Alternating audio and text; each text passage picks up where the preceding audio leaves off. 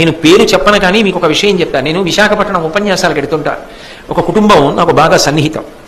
నేను ఆవిడ వాళ్ళ కోడళ్ళని చూసుకునే విధానం చూసి ఆశ్చర్యపోయా. ఎందుకంటే వాళ్ళ కోడలు ఒకసారి అమెరికా పెడుతోంది, ఏదో 2 నెలలు అలా పర్యటన చేసి సరదాగా తిరిగి రావడానికి వెడుతున్నారు వాళ్ళ కొడుకు కోళ్ళు. ఆ పిల్ల వెడుతూ అత్తగారిని పట్టుకుని ఏడిచింది.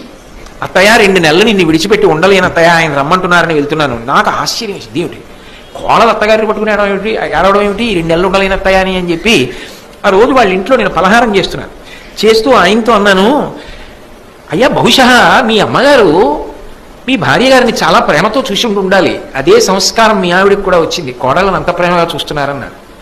ఆయన పలహారం చేస్తున్న ఆయన ఆపి, మా అమ్మ గురించి ఒక్క మాట వ్యతిరేకంగా మాట్లాడడం నాకు ఇష్టం లేదు కానీ కోటేశ్వరారు, మా అమ్మ చాలా బాధ పెట్టిందండి నా భార్యని, అయినా మా అమ్మ నాకు పూజనీయురాలు, నేను ఒక్క మాట మా అమ్మకి వ్యతిరేకంగా మాట్లాడను. నా భార్య ఎప్పుడూ ఒక మాట అనేది, నా కోడళ్ళు మాత్రం ఇలా బాధపడకూడదు, వాళ్ళని గుండెల్లో పెట్టుకు చూసుకుంటాననేది, అందుకే నా కోడళ్ళని మాత్రం నా భార్య ఒక్క విషయంలో కూడా బాధ పెట్టదండి అన్నది. ఆ ఇంట ప్రశాంతత, ఆ ఇంటి వృద్ధి అంతా ఎందువల్ల వచ్చిందంటే తాను కష్టపడినా ఆ కష్టం తన కోడలకి రాకూడదని ఆలోచించిన అత్తగారి పెద్ద మనసు.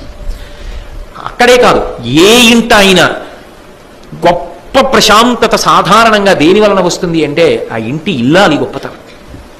అది అంత తేలికైన విషయం ఏం కాదు, అది వాళ్ళ గొప్పతనం. నిజంగా కూడా వాళ్ళ ఓర్పు, వాళ్ళ మర్యాద, వాళ్ళ ప్రేమ, బంధువుల్ని కలుపుకోవడం, అక్క చెల్లెళ్ళు వాళ్ళ ప్రేమ, అది